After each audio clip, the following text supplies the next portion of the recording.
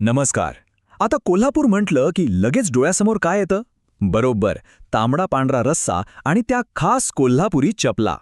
पण थांबा, ह्या शहराची ओळख ना फक्त इतकीच नाहीये. आज आपण कोल्हापूरच्या काही अशा गोष्टींबद्दल बोलणार आहोत ज्यामध्ये इतिहास आहे, थोडं रहस्य आहे आणि एक जबरदस्त वारसा दडलेला आहे. तर आज आपण या सगळ्या प्रसिद्ध गोष्टींच्या जरा पलीकडे जाणार आहोत आणि कोल्हापूरचा जो एक खोल ऐतिहासिक आणि सांस्कृतिक वारसा आहे ना, तो समजून घेण्याचा प्रयत्न करणार आहोत. बरं, सुरुवात करूया सगळ्यात पहिल्या आणि महत्त्वाच्या गोष्टीपासून. ती म्हणजे कोल्हापूरचं नाव. बघा, प्रत्येक शहराच्या नावामागे काहीतरी कहाणी असते, एक इतिहास असतो. कोल्हापूरच्या बाबतीत तरी एक दैवी कथा आहे. तर मग प्रश्न हा आहे की कोल्हापूर हे नाव आलं कुठून? या नावामागे एक खूप जुनी पौराणिक कथा आहे आणि ही कथा जोडलेली आहे देवी महालक्ष्मी आणि एका राक्षसाशी.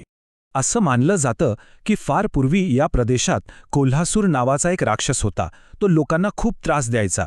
तेव्हा लोकांची सुटका करण्यासाठी देवी महालक्ष्मीने त्याचा वध केला आणि मग त्याच्याच नावावरून या शहराला कोल्हापूर हे नाव मिळालं, अशी ही आख्यायिका आहे.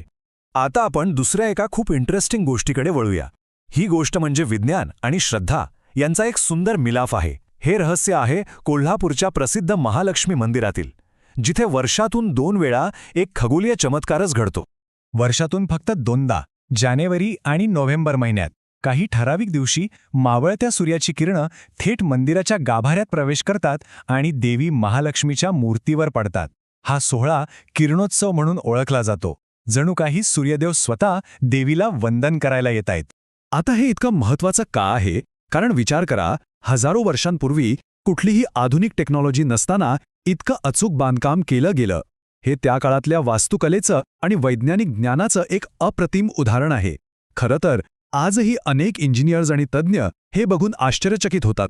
ठीक आहे, आता तिसरं रहस्य हे आपल्याला जमिनीच्या खाली घेऊन जाणार आहे. हो, कोल्हापूरच्या जुन्या राजवाड्यांच्या खाली गुप्त मार्गांचं एक जाळं आहे आणि हे मार्ग आपल्याला त्या काळाच्या इतिहासाची एक वेगळीच बाजू दाखवतात. हे जे बोगदे आहेत ना, ते साधेसुधे नाहीत. हे गुप्त मार्ग राजवाड्यांना थेट किल्ल्यांशी जोडत असत.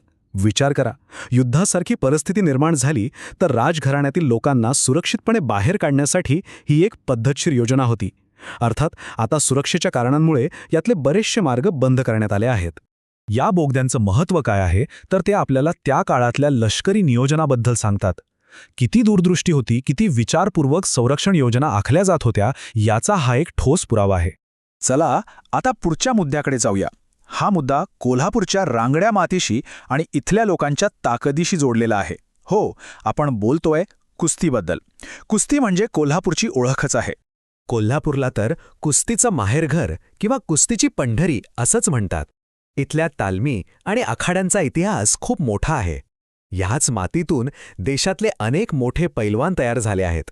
इथल्या लोकांमध्ये एक समज आहे की कोल्हापूरच्या मातीत एक वेगळी ताकद आहे आणि हीच माती पैलवान घडवते. कदाचित म्हणूनच कोल्हापूरने कुस्तीच्या क्षेत्रात इतकं मोठं नाव कमावलं आहे. बरं, आता बोलूया त्या गोष्टीबद्दल जिने कोल्हापूरचं नाव जगभर पोचवलं. ती म्हणजे कोल्हापुरी चप्पल. पण ही फक्त एक चप्पल नाहीये, यामागेही एक मोठी परंपरा आहे. म्हणजे कोल्हापुरी चप्पल म्हणजे फक्त पायात घालायची वस्तू नाही, ती एक कला आहे, एक हस्तकला आहे. अनेक पिढ्यांपासून कारागीर ती बनवत आले आहेत आणि ही परंपरा त्यांनी आजही जपली आहे. आणखी एक महत्त्वाची गोष्ट म्हणजे या चप्पलला GI टॅग मिळालेला आहे. आता GI टॅग म्हणजे काय, तर हे एक प्रकारचं सर्टिफिकेशन आहे की ही वस्तू त्याच विशिष्ट भागात बनली आहे आणि तिचा दर्जा खास आहे. या टॅगमुळेच कोल्हापुरी चप्पलला एक आंतरराष्ट्रीय ओळख मिळाली आहे आणि तिची नक्कल कोणी करू शकत नाही. तर बघा, कोल्हासुराच्या कथेतून आलेलं शहराचं नाव, मंदिरातील तो विज्ञानाचा चमत्कार, जमिनीखालचे गुप्त बोगदे, पैलवानांची ताकद आणि चपलांमधली कला, या सगळ्या गोष्टी एकत्र येतात तेव्हा कोल्हापूरची खरी ओळख तयार होते. तर आज आपण कोल्हापूरच्या काही खास गोष्टींबद्दल बोललो, पण जाता जाता एक प्रश्न नक्कीच मनात येतो की या शहराची अशी आणखी किती रहस्य असतील ज्यांच्याबद्दल आपल्याला अजून काहीच माहीत नाही.